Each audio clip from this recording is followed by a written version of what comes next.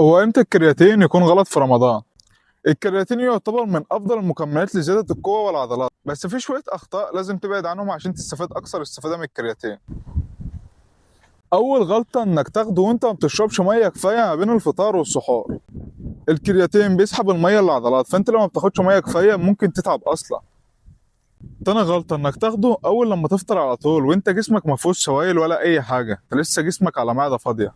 تالت غلطة انك تاخده وانت اصلا تمرينك مش مظبوط ولا اكلك مظبوط. هو يفرق معاك، بس الكرياتين مش سحر، فلو تمرينك ضعيف الكرياتين مش معجزة.